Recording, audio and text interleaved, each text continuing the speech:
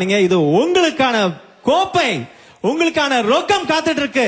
வெற்றியாளர்கள் மலேசியாவின் சந்தோஷ் குமார்,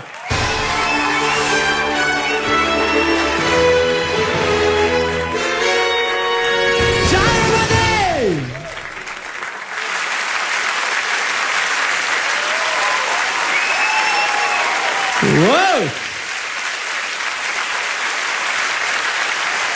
20,000 வெள்ளி ரொக்கம் கோப்பை. இங்க இப்படி வாங்க, இந்த ரெண்டு பேரும் இங்க வாங்க, இப்படி வாங்க, இங்க இந்த பக்கம் கை கொடுத்துறாங்க. We thank the guest of honor, Dr. Chitra. Thank you very much. இப்ப நாங்க வந்து உங்ககிட்ட நிறைய விஷயங்கள் கேட்கணும். ஆனா பதட்டத்துல இருக்கீங்களா இல்லையா?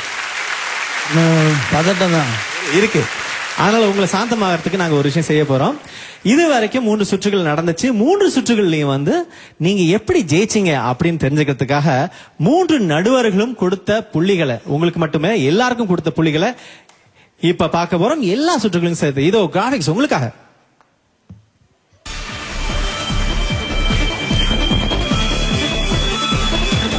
சோலோ சுற்று உங்களுக்கு தெரியும், நிறைய புள்ளிகள் வாங்கியிருக்காரு நம்ம சந்தேஷ். இப்ப வந்து மெல்லிசை சுற்றுல ரொம்ப அதிகமா வாங்கினது மலேசியா தான். மறுபடியும் சிங்கப்பூருக்கு 1 புள்ளி தான் கம்மியா கிடைச்சிருக்கு. மறுபடியும் வேக பாடல் பார்த்தோம்னா அங்க நீங்க தூக்கி எல்லாரையும் சாப்பிட்டீங்க. 66 புள்ளிகள் ஜெயிச்சிருக்கீங்க. மொத்தமா 243 புள்ளிகள் ஜெயிச்சிருக்கீங்க. வாழ்த்துக்கள்.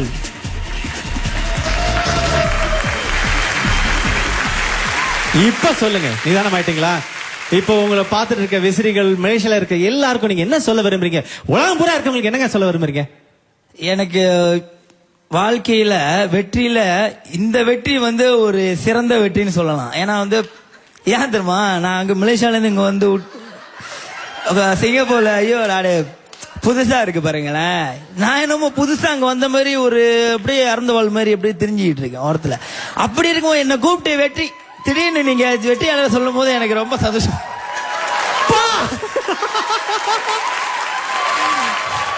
இவ்வளவு அருமையா, இவ்வளவு அழகா ஒரு குழந்தை மனசோட பேசுறதுக்கு நிச்சயமா அவங்களுக்கு அந்த கோப்பையில இன்னும் 2 பேர் கோப்பை கூட கொடுத்திருக்கலாம். சாருமதி, இப்பதான் அவங்க மூஞ்சில முழு சிரிப்பை நான் பாக்குறேன். ஆமா, இவ்வளவு நேரமா ஏதோ ஒரு இதுலயே இருந்த மாதிரி இருந்துச்சு. இப்ப எப்படி இருக்கு சொல்லுங்க? சந்தோஷமா இருக்கு. ஏன்னா சந்தோஷத்தோட அப்பா முடிஞ்சுதுடா அப்படிங்கிற மாதிரி இருக்கு. ஏன்னா போன உடனே கேட்பாங்களே அந்த ஒரு மயம் தான், வேற ஒண்ணு இல்ல. ஆமா, என்ன பண்ண போனிய பாடுறதுக்கு ஜெயிச்சியா இல்லையா அப்படின்னு கேட்பாங்களா? சொல்லணுமா? சரி, இப்போ உங்களுக்கு நிறைய பாராட்டு தர போறது யாரு?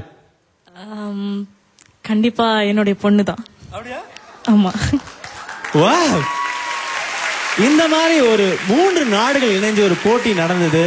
அதுல நீங்க கலந்துகிட்டதை பத்தி என்ன நினைக்கிறீங்க? நீ மறுபடியும் பேசணும், ரொம்ப ஆசையா இருக்கு தம்பி. 3 நாடு அப்படின்ட்டு எனக்கு சில விஷயம் வந்து கடைசியா தான் தெரியும் பாருங்க. இங்க வந்துட்டு ஸ்ரீலங்கான்றாங்க, சிங்கப்பூர்ன்றாங்க. ஐயோ அப்படின்னு ஆயிடுச்சு பாருங்க. என்ன சொல்றது எனக்கு தெரியல. ஒன்னும் இந்தியாவும் யூகே லண்டன்லாம் கூப்பிட்டுருக்கலாங்க. கட்டாயமா அதுதான் நடக்க போகுது கூடிய விரைவில். நீங்க குழந்தை கிடையாதுங்க, நீங்க முன்னோக்கி நீங்க அடுத்த வருஷம் என்ன நடக்கும் போது இப்பவே சொல்றீங்க. யோ, நீங்க பயங்கர புத்திசாலிங்கயா. எப்பா பாட்டு மட்டும் தான் நினைச்சேன். இந்த நிகழ்ச்சியோட கனவை நீங்க ரொம்ப சாதாரணமா சொல்றீங்க. இப்ப நான் அடுத்து முடிக்கும் போது என்ன சொல்றதுன்னு தெரியல எனக்கு. என்ன அப்படி பண்றீங்க? அதுக்கு முன்னுக்கு சிங்கப்பூர் வசந்தம் உங்களுக்கு ரொம்ப நன்றி. அந்த நேரத்தில் என்னங்க அனுப்பிய எஸ்ட்ரோ வானவில் அவங்களுக்கு ரொம்ப நன்றி.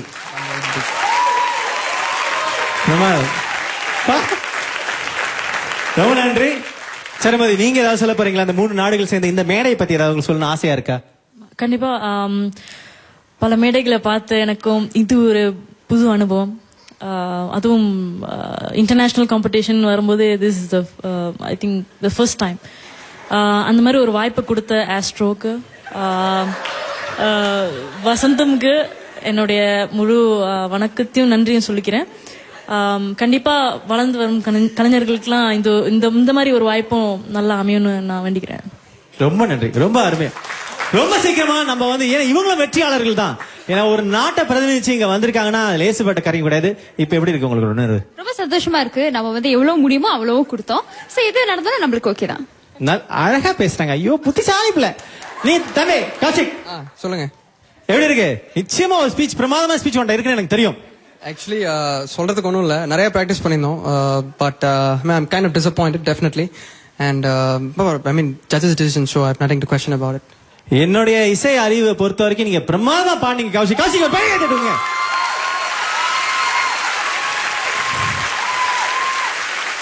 அண்ணா கல்யாணம் நடக்குமா இல்லையா சீக்கிரமா? அது நடக்கும், கண்டிப்பா நடக்கும். எப்படி இருக்கு? இன்னும் உங்களுக்கு நிறைய வெற்றிகள் கிடைக்க எங்களுடைய வாழ்த்துக்கள், உங்களுக்கு திருமணம் உள்பட.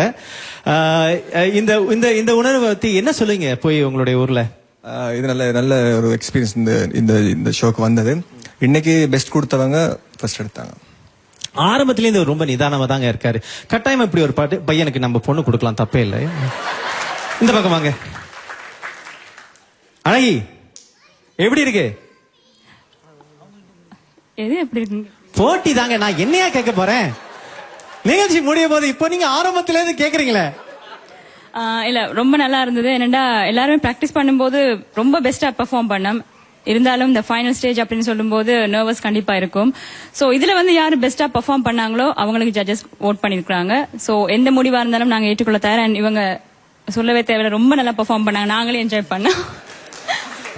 தம்பி அவங்களே கொடுத்துட்டேன். ரொம்ப நன்றி.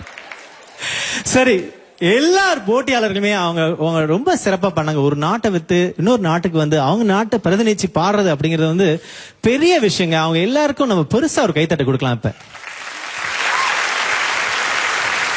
என்ன பிரசாந்த் நீங்க லைட்டா கூப்பிடுறாங்க, என்ன இல்ல என்னதான் இருந்தாலும் நாங்க இந்த இடத்துல வந்து பார்ட்டிசிபேட் பண்றதுக்கு வந்து எங்களுக்கு ஸ்ரீலங்கால இருந்து எங்களை பிரதிநிதித்துவப்படுத்தி அனுப்புனது வந்து வசந்தம் டிவி. சோ அவங்களுக்கு இந்த சந்தர்ப்பத்துல நாங்க தேங்க் பண்ணிக்கொள்றோம்.